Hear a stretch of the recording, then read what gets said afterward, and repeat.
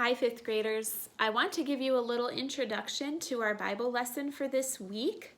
It's lesson 23, and it's about Solomon. And you may notice that we skipped lesson 22 for lots of reasons, but I just really wanted to get to this lesson about Solomon and his life. And the lesson we skipped was about Absalom, which was another of David's children, but I decided to skip that one. So we learned from David's life that sin has a lot of consequences, and we see that in his children. His children had a lot of trouble getting along with each other. There was bickering and fighting. One brother even killed another of the brothers.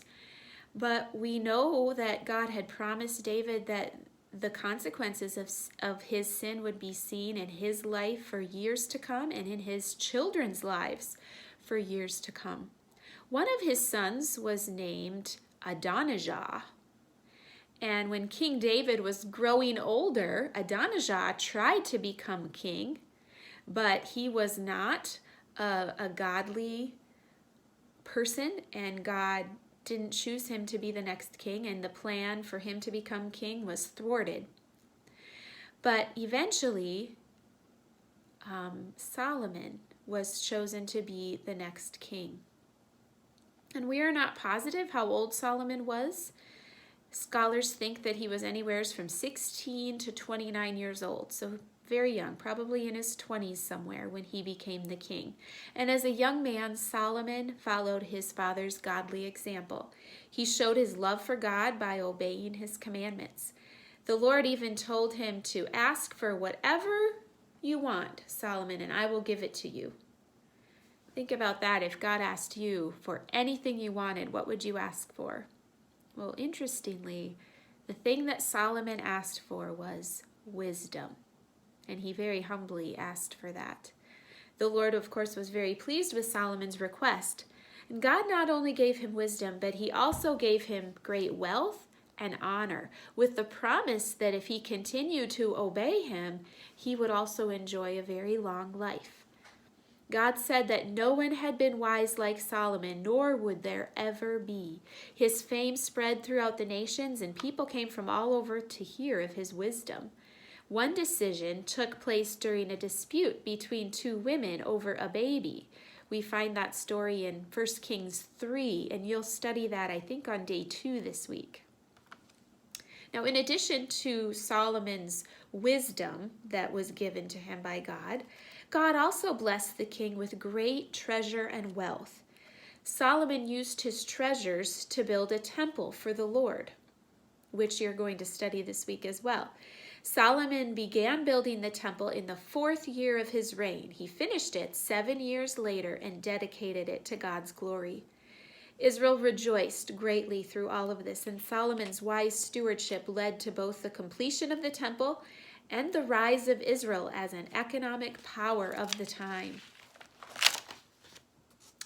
Wisdom, you are going to learn about this week. And wisdom is different than just knowing things or knowledge.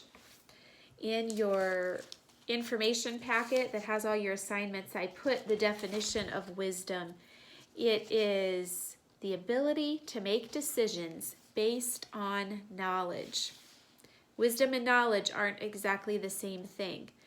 Knowledge is ideas that you get by studying, or facts that you get by studying, observing, reading books, or just experience.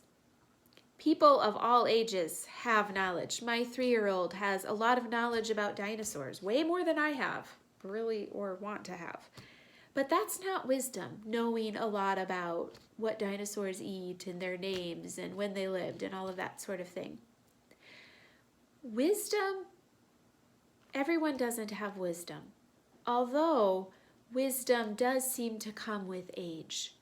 We tend to go to our parents, our grandparents, for advice on things because they have wisdom. They have more wisdom than we do because they're older than we are. Well, Solomon prayed for wisdom. He knew God's will for him was to serve as the king of Israel. But remember, he was very young, and he felt inadequate in his own strength and his own knowledge. So he prayed for wisdom, and God gave it to him. He knew he needed God's help, and he was willing to be led by God. The Bible talks about wisdom a lot, especially in the book of Proverbs. But it also talks about wisdom in the book of James. James chapter 1, verse 5 says, if any of you lacks wisdom, he should ask God, who gives generously to all without finding fault, and it will be given to him. That's my prayer for you this week, kids, as you study Solomon and you learn about wisdom, that you would ask the Lord for wisdom in your life. Remember, you can cross off one page of your packet this week, so you might want to look them over and decide which one you want to skip. Feel free to do them all if you want to, but you're welcome to skip one day. It would probably be good for you to still read the scripture or the information that I gave for that day, because you might need to know that for the following day or something. So have a great week, kids.